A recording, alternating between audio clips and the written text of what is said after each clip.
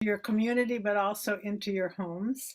I too would like to thank the Jewish Federation of Reading, the Jewish Family Service, and the libraries that are sponsoring this event. So, almost 50 years ago, when I was an undergraduate, there was a revolution taking place in the Jewish world.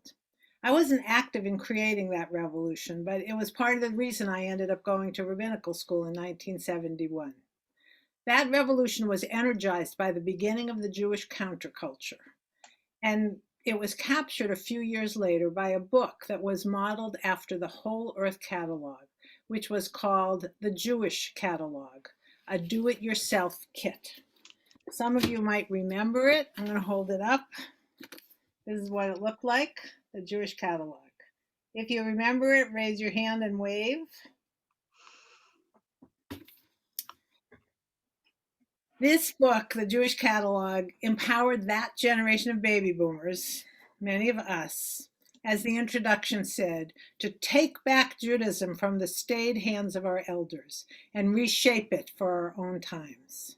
And it offered the tools to take responsibility for our own Jewish lives. Some of you might even have used the challah recipe the first time you ever tried to bake challah. The co-author of that book was my late husband, Richard Siegel. I didn't know him then. We got married years later. That was the 60s and 70s. And now some of us are in our 60s and 70s. And Richard felt that we needed another do-it-yourself kit to help us navigate the changes that are part of our lives as we grow older. So that's the first origin story of this book, Getting Good at Getting Older, which you see looks a lot like the original Jewish catalog. Same size, same colors, same internal design. Getting Good at Getting Older is our generation's Jewish catalog for this stage of our life. And it is, like the Jewish catalog, a book that has a sense of humor. The book includes irreverent cartoons and some photographs, including my favorite, which is the backside of Maxine Menster's tombstone in Iowa, a recipe for cookies. Apparently, every time someone asked for her cookie recipe, she would say, "Over my dead body." The book was published a year ago, but of course, that was a lifetime ago, before the plague, before people in our age cohort were afraid that we would not have the opportunity to get good at getting older. The world has completely changed, and yet the issues the book deals with are more relevant than ever. Ironically now, because of all the pandemic, all of the issues that are part of our lives are more urgent. First is the issue of ageism, institutional ageism, the only acceptable ism in our society. Decent people don't stereotype other groups of people, but many do stereotype older people. We've all seen those Hallmark cards. We've all seen the kinds of images of what it means to get older.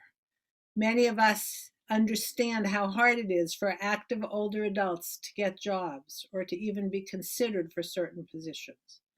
All of that is very important, confronting the ageism of our society. But just as important for us is internalized ageism, the negative stereotypes that we have of ourselves. We might say 70 is the new 50, but the truth is that's just a way of denying that we're getting older. All of a sudden, even those of us who denied that we were getting older, well, we can't do it anymore because now it actually is a frightening time to be an older adult. Frightening, as you all know, because people over 60 are particularly vulnerable. In addition to that, the response to the pandemic, particularly at the beginning, revealed that stereotypes and ageist attitudes about boomers and those of us beyond persist, and in some ways have gotten worse. Some of you remember that at the beginning of the pandemic, there was a trending meme on social media, hashtag boomer remover, a morbid attitude among some that deaths of older adults doesn't really matter. If the people who are dying are old, not such a big deal. So that's a reality because of the pandemic. And yet, at the very same time, this is a new intergenerational moment. The higher vulnerability of those of us over 60 has confronted our adult children with perhaps their first serious encounter with the health challenges that their parents and grandparents face. And until now, many of our efforts to stay and act young delayed the arrival of concerns about health and slowing down. But now it's different. Our children worry about us and they fear the possibility of carrying the virus to us, even if they have no symptoms. And now some of us are acknowledging our internalized ageism and are beginning to admit that we might need help and that there are important conversations we should be having with our adult children. And then at the same time, many adult children have moved back to their parents' homes, sometimes bringing grandchildren with them. So the value and possibilities of intergenerational connections have never been more clear. As Jews, we often think about intergenerational connections as lador vador, from generation to generation. But now we realize that a better way to put it is dor vador, generations with generations. How can we capitalize on that new reality to imagine different kinds of multi-generational possibilities after the pandemic is over?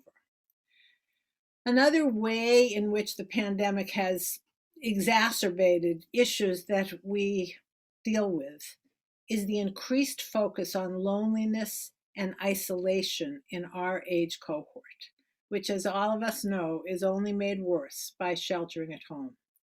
It's important to remember that before there was COVID, there was another national epidemic, a public health crisis, the epidemic of loneliness. Other countries had acknowledged that. The United Kingdom actually has a minister of loneliness, someone whose job it is to imagine social policy in such a way as to mitigate loneliness. Dr. Vivek Murthy, who was the former US Surgeon General and now is part of President Biden's team, wrote long before the pandemic, loneliness and social isolation are associated with a reduction in lifespan similar to that of smoking 15 cigarettes a day, and even greater than that associated with obesity. Again, this was before the pandemic. And you might have seen a couple of weeks ago an article in the New York Times that indicate that researchers have begun to find signals in the brain that put the need for social interaction on a par with the need to eat. There was a study published in November where scientists deprived participants of contact with other people and then scanned their brains.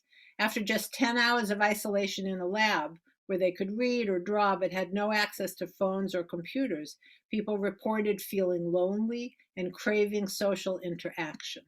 When they then looked at pictures of people engaged in social activities, scans showed midbrain activation identical to that of people who looked at pictures of food after 10 hours of fasting.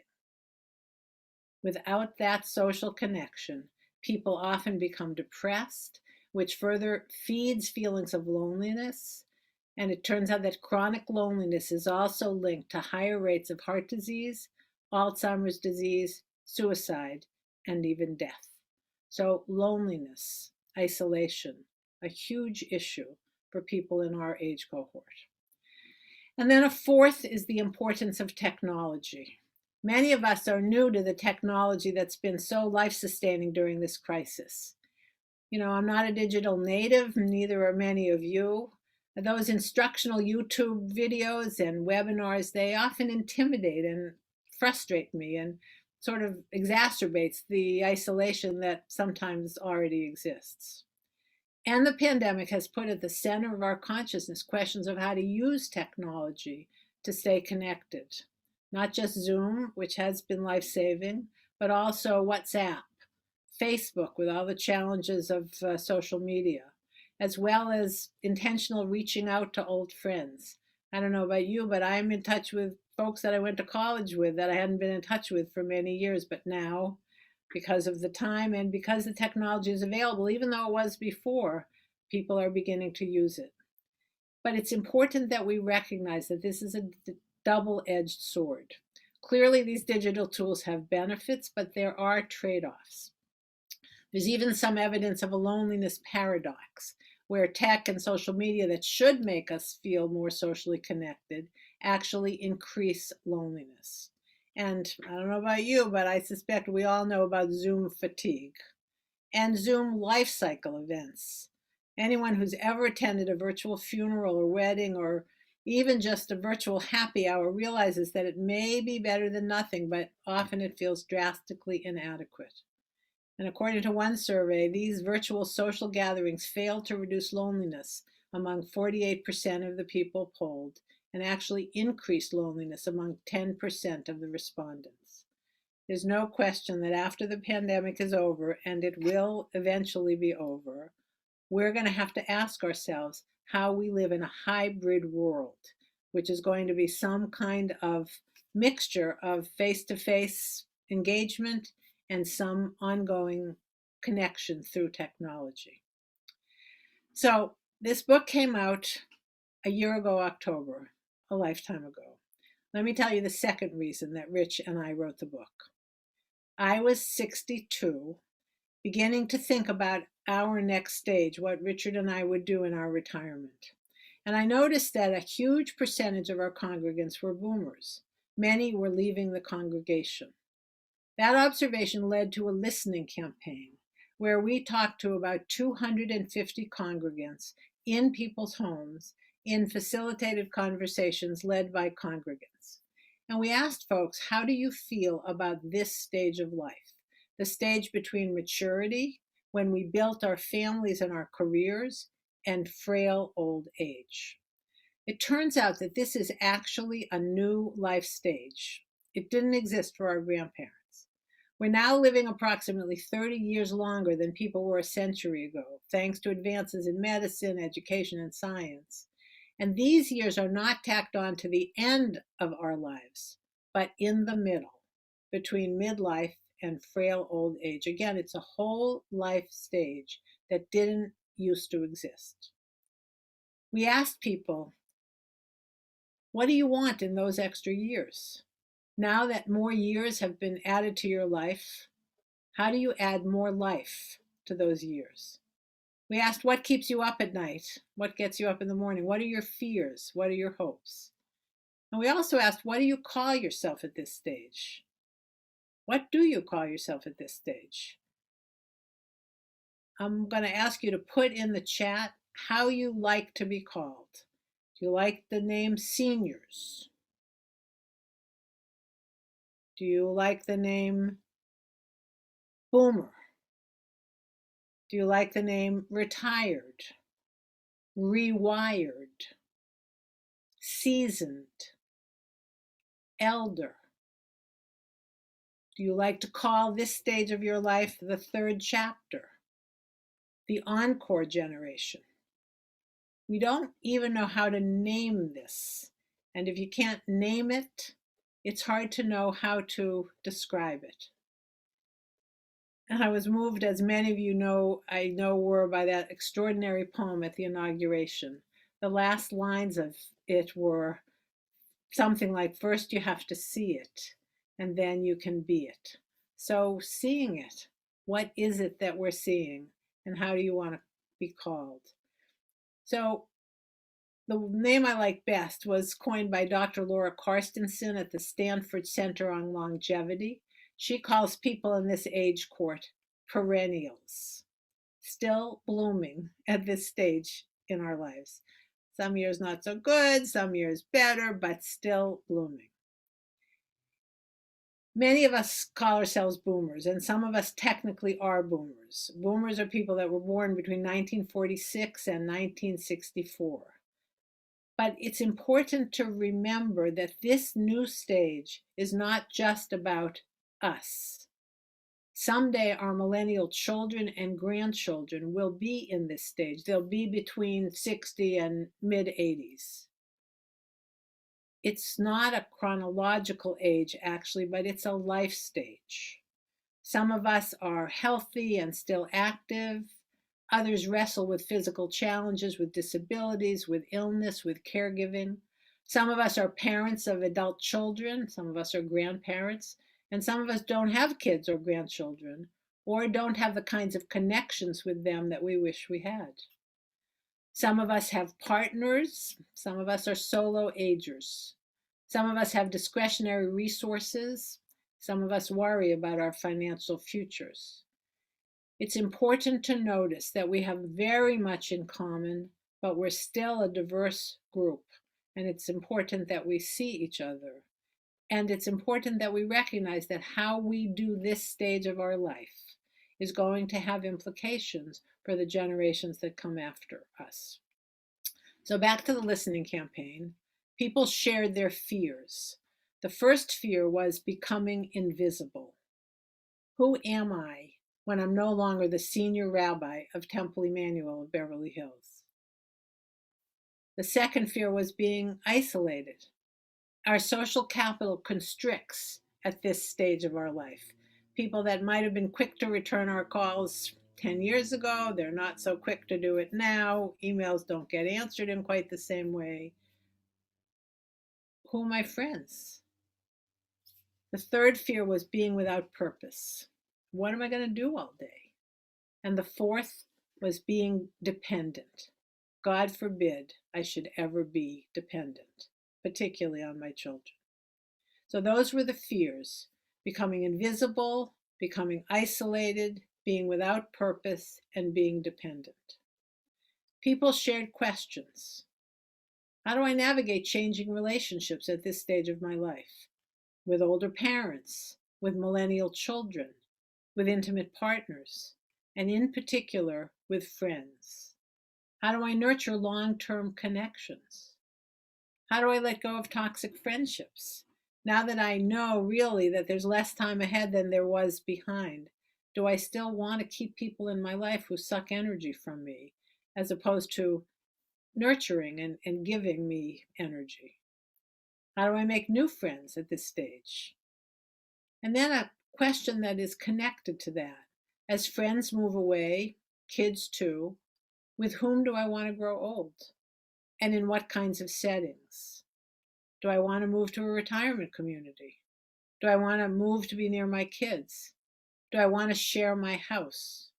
Do I want to age in place, stay in my own home, and figure out the changes I need to make in my community to make that possible? Then there were other questions. How do I deal with illness, my own or that of my friends? It's true that at all stages of our life, people struggle with illness, but there's no question that there's more of it at this stage. And then the questions that you dealt with, I think, last time you all met, in case you get hit by a bus. What do you need to do to get ready for the inevitable? Those end of life conversations, how do you have them with your adult kids? If you don't have kids, with whom do you have them? And what do you have to do to get ready for the possibility that you might get hit by a bus? Other kinds of questions. What will give meaning to my life now that I no longer work full time? How can I find a volunteer or a paid position to which I can bring my expertise, my talent, my passion, my skills? And then I'm 70 years old. What do I have to do now to become the 85-year-old I someday hope to be? What work ought I be doing on myself? How can Jewish wisdom and spiritual practice help me do that? And finally was the question of legacy. What lives on after me? So all of these issues emerged in the course of these conversations, these house meetings. And those questions became the table of contents for the book. Again, the book is called Getting Good at Getting Older, and it's organized around 6 sections. The first, Getting Good at Gaining Wisdom. The second, Getting Good at Getting Along, how relationships change. The third, Getting Good at Getting Better, how we take care of ourselves, our bodies, and our emotions. Getting Good at Getting Ready, again, what you learned in the session in case you get hit by a bus. Getting Good at Giving Back, how do we return the blessings that we have received into the world? And Getting Good at Giving Away, what lives on after we die. Each section of the book offers actual tools and resources that will help you find your own answer to these questions. This is not a book that you read from beginning to end. It's not a sermon. It's really a toolkit. So it's time for you to plan your funeral. You'll open the book to the chapter on funeral, and it will give you a series of questions and ideas and techniques about how to think about what you want and how to plan for that. Maybe someone you know is sick and you want help reimagining what it means to visit somebody, to be a friend to a friend who's sick. You would turn to that chapter. We didn't write the whole book. Richie and I wrote the majority of it, but there were some things that other people knew about more than we, and so we invited them to write those chapters. So, for example, the chapter on how to have the conversation with your adult children that nobody wants to have, that was written by the people that created the Conversation Project, which is a national effort, not Jewish, it's totally secular, that helps people actually have those conversations. So I learned some surprising things in the process of writing the book. First, I learned how important friends are as we get older. I didn't really get that before. Betty Friedan in 1993 wrote a book called The Fountain of Age. She was one of the first people to write a book that deals with this stage of life. And here's what she wrote, again, 1993. More and more, psychologists have found that for older persons, loneliness is not necessarily linked to the death of a spouse or to how infrequently they see their children or grandchildren, but to the absence of personal relationships with peers, with friends of their own age or any age who share their interests and with whom they sustain their roots of shared experience. So think about that for a moment. Many of us know how important friendships are in our life. Some of us are lucky enough to have friends that we had from grammar school or friends from college. Some of us live in the same community as our friends. Others of us have friends who live across the country, but they're still very powerfully in our life. And one of the things I noticed as I thought about that is how Jewish tradition doesn't really acknowledge that. Many of you know that when someone dies, Jewish tradition understands categories of mourners. A mourner is a parent, a child, a sibling, or a spouse. So when the rabbi meets with a family to talk about a funeral, those are the people usually that are in the room. The people that are not in the room are friends. And very often, friends actually are also mourners. So how ought we as friends be encouraged by our tradition, by our synagogues, by our communities, to be recognized as mourners and to find the ways that we can be comforted by people whose work it is, that all of our work is to comfort the mourners, but we are also among the mourners. So that was a really interesting takeaway from the process. The second thing I learned, and maybe you talked about this in your session about what happens if you get hit by a bus, but maybe not.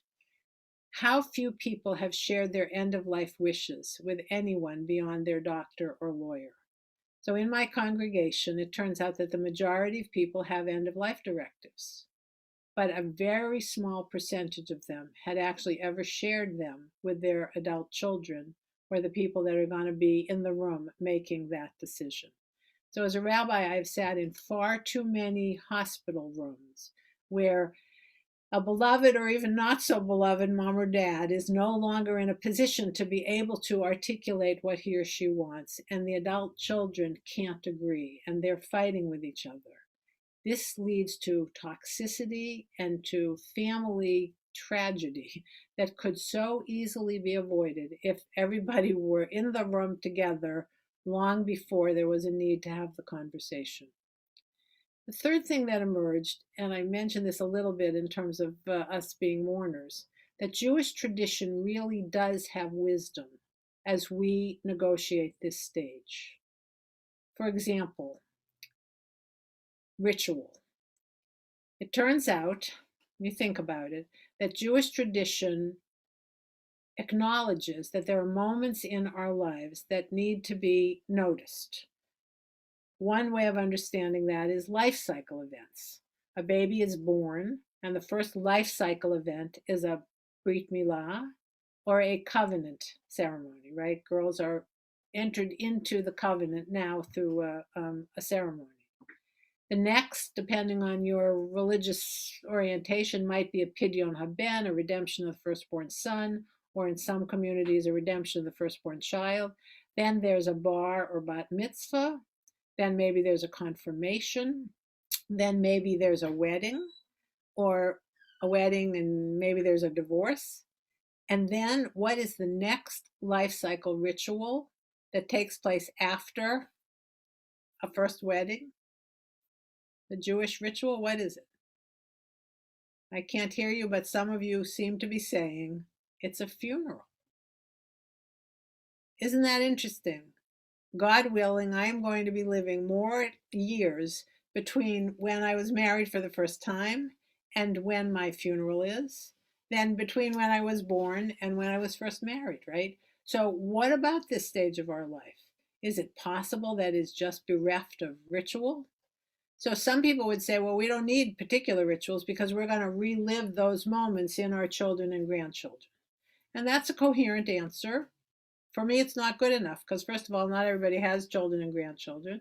And secondly, not all of our important moments are connected to our roles as parents or as grandparents. What are the moments at this stage of our life that we would want to notice through ritual? And the other thing I want to say is that Jewish tradition is very clear. We're supposed to say 100 blessings a day. So what's a blessing? A blessing is a way of stopping and saying, wow, right? There's a blessing before you eat, right? And traditionally, if you eat bread, you say the motzi. If you eat an apple, you say a blessing in gratitude for fruit that grows on trees.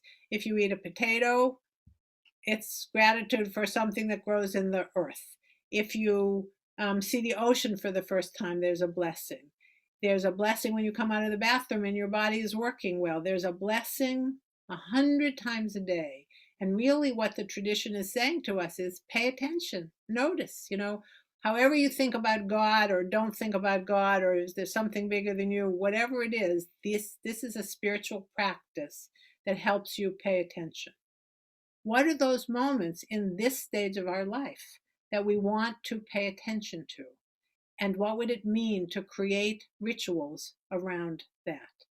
So you might want to take a minute and think about those moments. What have been some of the moments in your life that might have been enriched by paying attention in some kind of way that we imagine ritual? And I'm going to give you an example. The book doesn't script these rituals. What the book does is just ask you to think about it and then give you a sort of rubric of how you might want to create your own. So here's an example. It's called Farewell Family Home. And it's a very short story from a congregant from my synagogue. Saying goodbye to the house where you raised your children isn't easy, but it's easier if you actually say goodbye. Our daughter, her boyfriend, my husband, and I walk through the rooms of our home, stopping in each one to share good memories and to honor the room for its service. After our journey through time, space, and love, we shed a few tears, toasted the house, and sent it on its way to shelter and protect a new family. Before this ritual, we were stuck, painfully holding on to the house we had built 27 years before when our daughter was born. But after the ritual, we felt joy and contentment as we realized how rich those years had been and how ready we were to let go and move on. An unforeseen benefit is that our daughter's boyfriend now feels more connected to the life and history of our family and says he can't wait to be part of the new memories we make together in our condo. We can't wait either. Subsequent to the writing of the book, a new memory was made in that very condo when that girlfriend and boyfriend became bride and groom in that condominium with me, their rabbi, wearing a mask, them and her parents, all standing 6 feet apart. And this is now a memory in that condo. So let's take a minute and maybe we could ask if anybody has any examples of something they might have done in their life around creating a new ritual, or a moment when you think might have been enriched if you had imagined having some kind of a ritual. And I'm going to take a look at the gallery and see whether anybody has a If you thought. have anything that you want to offer, you're welcome to raise your hand or unmute yourself and share your example.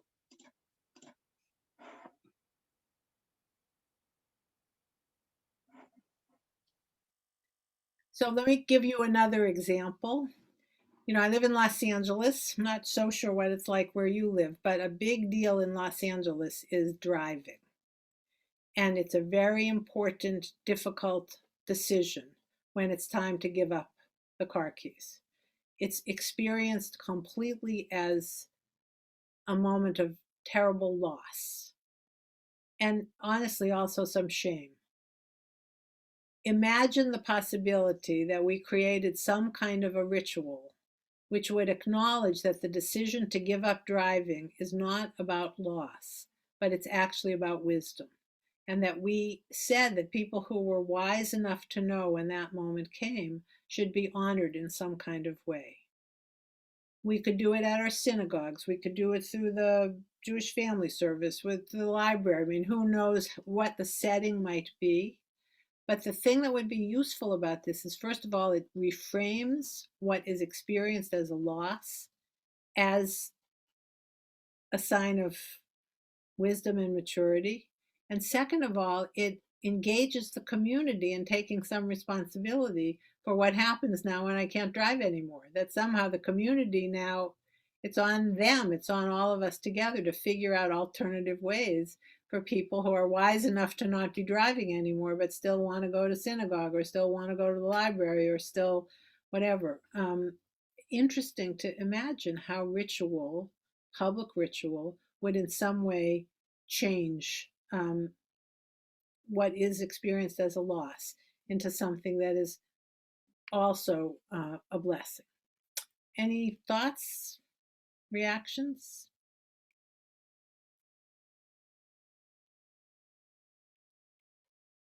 No? So a fourth issue is the question of legacy. At this stage of our lives, how we want to be remembered becomes even more important. The book talks about the different ways we leave a legacy. We leave a legacy with our money. Some of us have money and might have some kind of ability to leave money to community groups or whatever that matter to us.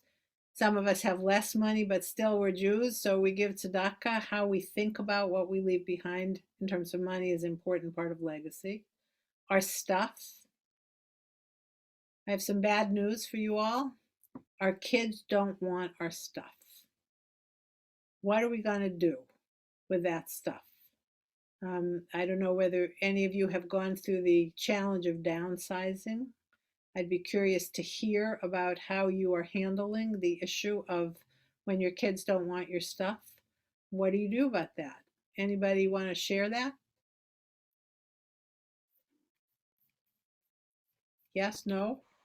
We just did this, and we had the children come look in the basement. We were in our home for 39 years and downsized to a condo.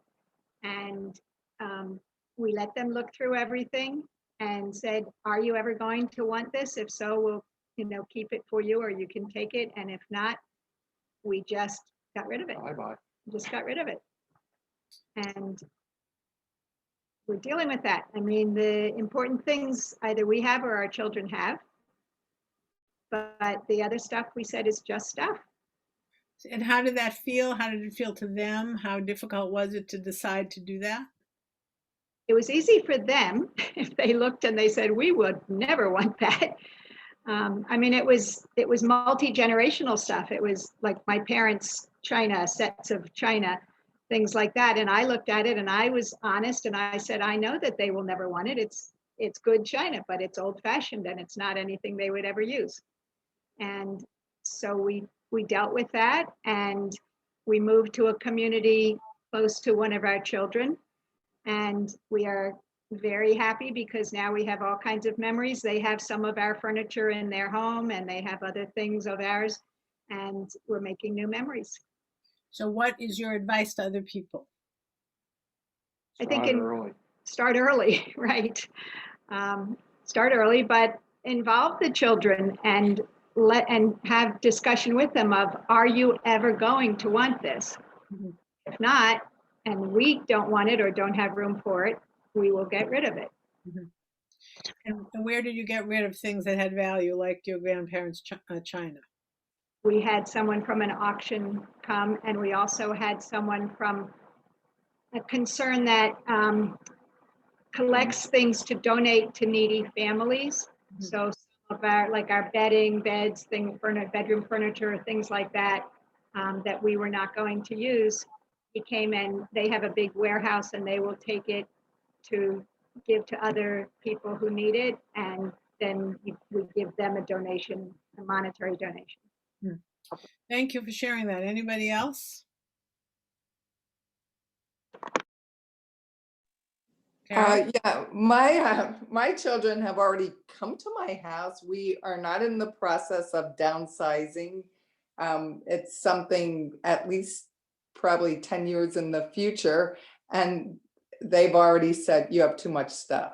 So I agree with whatever either Betsy or Al who said you need to start early. Like, we've been in this house for over 20 years, and we were in the house before that for 20 years, and you do accumulate a lot of stuff and you may not need it all. And so it is something important to start way before you even think you're going to downsize.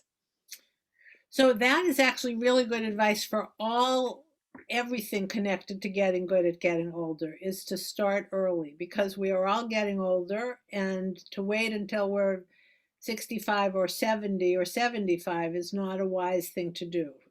We plan a lot in our lives, but it's amazing how little we plan for at this stage of our life. I'm particularly struck with that about funerals. You plan a bar mitzvah or a bat mitzvah in my synagogue, you have to know when the kid is in fourth grade what weekend you want, because it fills up, right? You plan ahead. Weddings, except in the pandemic, you plan ahead. But many of us, for funerals, we don't plan at all. And yet, in a way, it's a really important life cycle transition. And the best gift you could give to the people that come after you is to be clear what you want, because they don't want to be planning a life cycle ritual at a moment when they're, deeply in mourning. So thinking ahead, planning, and in this case, deciding to slowly move things that you don't need anymore out of your home, I think is very wise. Not easy, though. What are some of the impediments to doing it? Anybody thought about it and hasn't quite been able to do it?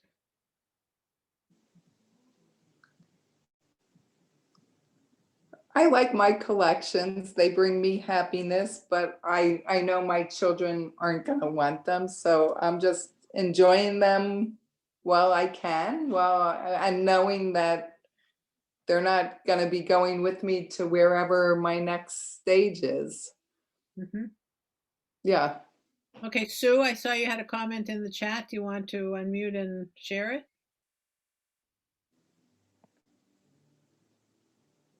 Mm, we can't see you, so I don't know if you do or not. She was just agreeing with Okay. with downsizing and getting rid of things. I don't know where she is. I don't see her.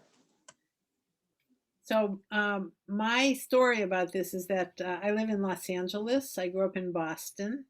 One daughter married lives in Boston, and my son and daughter-in-law and my two grandchildren live in Portland, Portland, Oregon. I have my grandmother's hutch.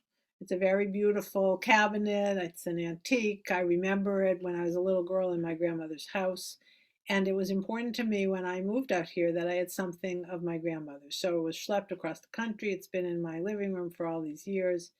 My kids don't want it.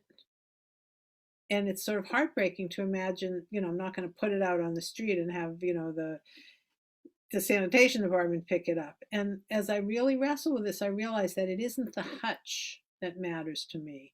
It's the memory of my grandmother and what it represents. And so what my children and I have decided to do is to take a photograph of the hutch and for me to tell the story about what my grandmother means to me and to write that down and to give that to my children and to give the hutch to somebody who's going to love it and will create memories in her or his family. And it seems to me that that's a strategy. And I've seen that strategy work particularly well for those of us who have older parents and want to help our parents do this. Again, for many of them, the point is the story. So Betsy and Al, you were the ones who initiated this with your kids. You could imagine the other way around, where adult children might have initiated it and what would have been meaningful to you. So that's another way for us to think about this. We are both the actors, and we are also, in a way, there's a mutual relationship between us and the next generation. Any other thoughts? I just want to add that what we did with certain things, for example, if there were awards, plaques, things like that, that were meaningful for everybody, but we knew we were not going to hang them in the condo, I took pictures of everything and then got rid of it. Mm-hmm. So this is important for the other ways that we think about legacy, and that is our stories. How do we leave our stories for the next generation, whoever that might be for us? Very often people tell me that what they wish they had is more information about their grandparents. And nobody ever told them the stories, or they did and they weren't paying attention. And by the time they cared enough to want to know, it was already too late. So, one of the ways that we leave a legacy is by being intentional about how we leave our stories. So, some people in our age cohort are writing memoirs. Other people are having videos made where we get to talk about our lives. Some people actually hire a videographer to do it. The book actually describes in very great detail how you can do it inexpensively with an iPhone, what kinds of questions you might want to ask or be asked or whatever. But to understand that stories are part of our legacy. And the fourth part of our legacy is how do we leave our values? And one of the gifts of Jewish tradition is the tradition of writing an ethical will. An ethical will, first ethical will is in the Hebrew Bible, the story of Jacob with his sons around his deathbed, and he blesses each one of them. I wouldn't advise you blessing your descendants the way Jacob did, because he said some pretty mean things about some of them, but at least it's the notion that you leave your values in how you speak to the next generation. And then there's this tradition of writing an ethical will. Again, it begins in the Bible. You have examples of it all through the rabbinic period, the medieval period, some really moving ones from the Holocaust, and now contemporary ones as well. So the book talks about how you would write an ethical will. It started with Jews, and now Christians and Muslims have this tradition as well. And there's even a kind of secular way to do this. There's a website called ethicalwills.com, which actually walks you through the process of how to do that. So again, it's an intentional way of thinking about who you are and what your legacy is.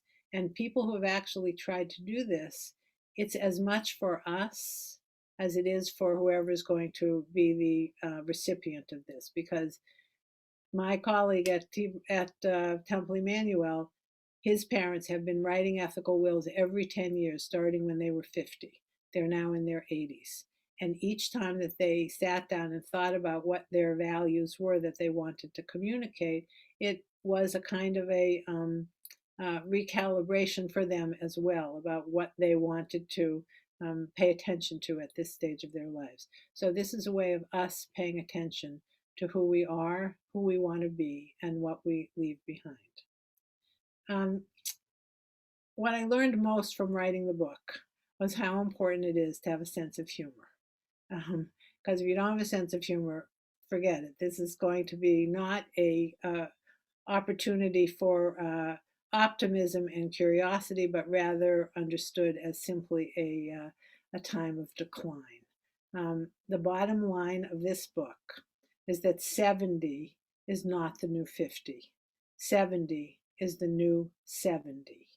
And how we do this, how we create this stage of our life, is really important. It matters not only to us, but for the generations that come after us. And I remember that I told you that one of the fears was being dependent. One of the other things that we learned in the writing of this book, which I'm sure all of you know very well, is that it's not about being dependent or being independent. Nobody is ever independent. Through all of our lives, we go through this dance between dependence and independence. And the real trick of this stage of our life, and frankly every stage, is to learn how to be interdependent and to create a nurturing model of mutuality and interdependence. So I think I'll stop here and see if there are any questions.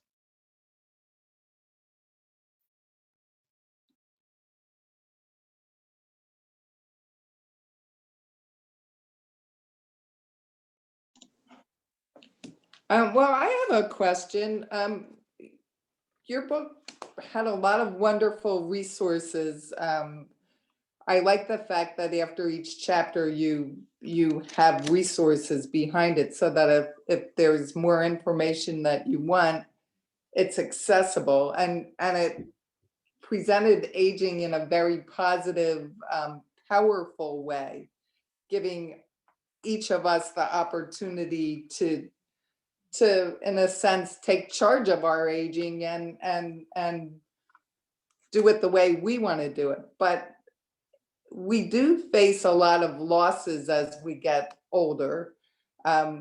You had cited the example of having to give up driving, and to look at it in a more positive way, to look at it as wisdom. But how do you deal with other kinds of losses? I know you had dedicated a chapter or a section for actually losing a loved one, but how do you deal with the losses of your physical problems, maybe your loss of your eyesight or your hearing or your memory? So these are really good questions. The book doesn't say that getting older is easy, because it's not. It is a mixture of loss and opportunity. And I think the first way that you deal with this is that you pay attention and that you don't pretend. Yes, there's a lot of loss at this stage. My husband died in the writing of this book. We didn't plan for that. We started writing the book long before he got cancer, and he actually began to write the chapter on living in the land of the sick before he got sick. And then he finished it after he was diagnosed and we knew he was dying. You know, people die. I mean, it is part of this, of life in general, but particularly of this stage in life. How do you make that be a good thing? You don't. It's terrible. It's really sad. I mean, you know, one of the things that is complicated about this stage of life is that if you're lucky enough to have a partner, particularly one that you've had, you know, at over a lifetime, it's a lot easier than when you're alone. I mean, being a widow really is very difficult. There's no question about it. Um, at the same time, the truth of my life is that I'm a widow, and I can either be angry about it and, you know, or I can acknowledge that's true. And, you know, how do I move forward from this? What do I learn from this? One of the most meaningful rituals of the stage after Rich died, after the year of mourning, which I found incredibly powerful. Jewish tradition is amazingly wise when it comes to mourning rituals. Um, you know, after the unveiling, some, I don't know, months later, I created a ritual for taking off my wedding ring. You know, what do you do with a wedding ring when you're a widow, right? Some people never take it off. Some people move it to their other hand. Some people wear it as a ring. So it was important for me to do something. Why? There were two reasons. One was I wanted to thank the people that had been there for me during that first year. And I thought a lot about who the audience for the ritual would be. Should it be my whole congregation? No, it wasn't me in my role as rabbi. This was me as Laura. And the people that I wanted to be at the ritual were people who were my friends, who were there for me, you know, throughout that first really painful year. And I wanted to thank them. And the second thing I think I wanted was I wanted their blessing to move on with my life, whatever that means. And the actual ritual that we created was both about gratitude and it was also about invoking their blessings. And it was really powerful. And it actually worked in the sense that it acknowledged that I was now ready, whatever that means. And honestly, I still don't know what it means. It's been 3 years and I still don't know. But, you know, this is our lives are journeys. Who knows where they're going? But to have the support of a community of people that they're there for me, whether I'm married or not, you know, whether I recouple or not. So that's an example of how you face the truth of whatever it is that's going on. And the only thing that really we know for sure is that everything changes, right? And to be able to sit in that truth is important. For me, the Jewish spiritual practice that has been most helpful is the practice of meditation.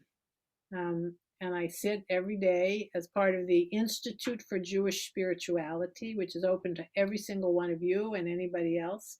Go to instituteforjewishspirituality.org. They have a sit every weekday. It's 12:30 at Eastern time, and it's for me very, very helpful to sit in the truth of this is really sad. And at the same time, I'm really grateful that I have a house to shelter in and soon I'm going to get the vaccine. And, you know, that's the truth of my life. And meditation has been really helpful for me in cultivating the characteristics that make it possible to deal with the reality of change. Jewish tradition can help us cultivate the character traits that will help us age well. Researchers say that what you need most is you need to be able to be grateful, you need to be able to forgive, and you need to have patience or equanimity. So, how do you do that? There's a spiritual tradition called Musar, which we write about in the book, that actually talks about how you cultivate those characteristics, how we can work on the muscle of gratitude. So, as a 70-year-old, I do certain things every day that help me pay attention to gratitude so that when I'm 85, I become one of those people that I want to be like when I grow up, you know, an active older adult who's joyful and grateful and curious. You know, we can do that work on ourselves. And part of it is acknowledging the truth of loss and recognizing that, for however much time you have left, you have a choice. Do you want to live in the sadness of loss, or do you want to acknowledge it and figure out what it is to move on? I think that's really a challenge for each one of us. And there's a really powerful article in the book that's different from any other chapter. All the other chapters are tools. The chapter called Regarding My Body by Nessa Rappaport is about what it's like as a woman to recognize that you're not young anymore and that our bodies have betrayed us in some way, right? I remember when I was young and I was interested in a new ritual and I wanted to imagine what a ritual for menopause might look like. I organized a group with our local Jewish family service about menopause. And one of the women in the group, I was in my 20s, she was in her, 45 or 50 or whatever. She said, every time I walk past a mirror, I look at myself and I think, what's my mother doing here? I want to cover all the mirrors in my house, she said. And she didn't understand that that was actually a metaphor for death, right? I mean, it was very powerful to me as a 20 some odd person to recognize that sort of getting older is that complicated. Anyway, Nessa writes this article about what it's like, and it's called Regarding My Body. It's actually very much a woman's perspective, but it's very powerful. And one of the things she says is, it's not my turn anymore. My work now is to be supportive of a younger generation and to recognize that, yeah, our bodies do change, and we need to recognize that. Anyway, it's worth reading because I find it particularly moving. So I don't know if that answers your question, but I think it's a really important question. The other thing that I want to say to you all is that if you know each other, and if you're interested in thinking about this stuff, the best thing to do is to get together with a group and talk about them, because we're all going through this in our own way. And for Betsy and Al to share their story with other people about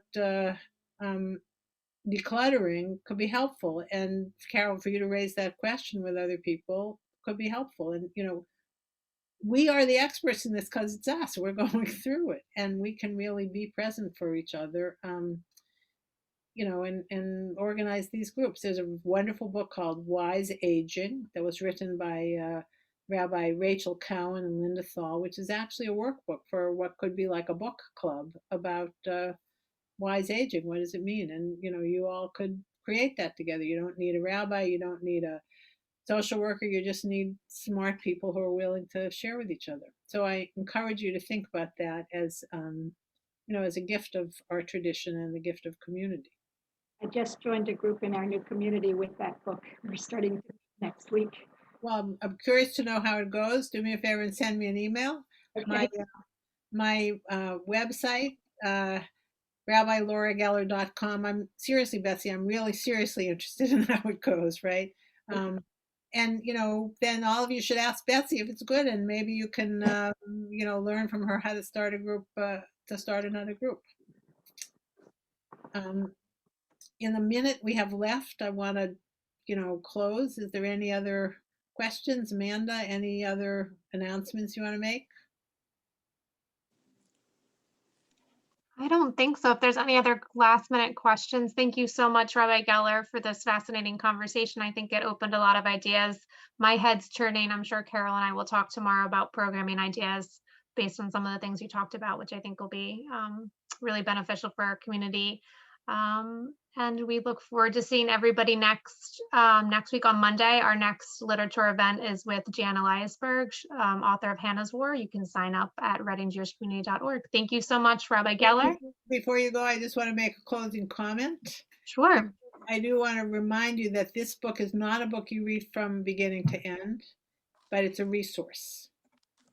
And you'll pick it up when an issue comes up for you, and you know those issues because you're living with them.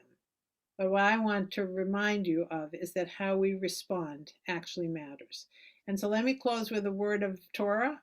Thursday, you may know, is Tu B'Shvat, the 15th day of the month of Shvat.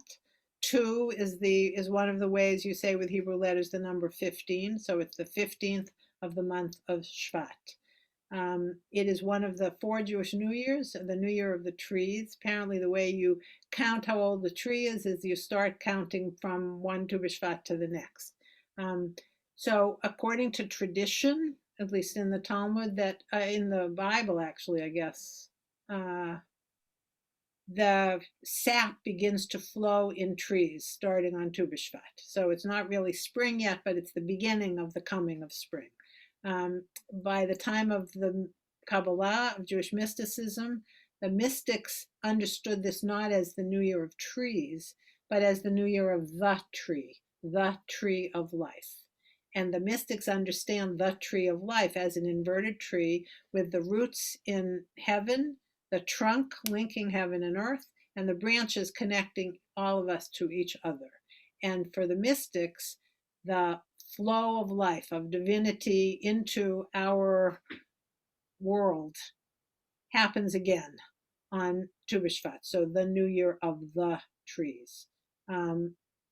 There's a wonderful story in the Talmud about Honi, who was a kind of miracle worker, who was famous for his ability to bring rain. And the story is that he sees an older person planting a carob tree, which takes about 70 years to bear fruit. And he asks the older person, why are you planting this? You're not going to be around in 70 years. And the person responds, when I came into the world, I found carob trees planted by my ancestors. I plant these for my descendants. So what I want to leave you with is the truth that we are planting trees, and those who come after us will eat the fruit of the work that we're doing on ourselves and on the world, that will change the way the world views growing older. So my prayer for you, my blessing for you is keep planting trees. Thank you very much. Thank you very much. If you want to order a copy of the book, it's in the chat. And I hope everyone has a great evening and stays safe and healthy. Thank you. Take care. Thank you.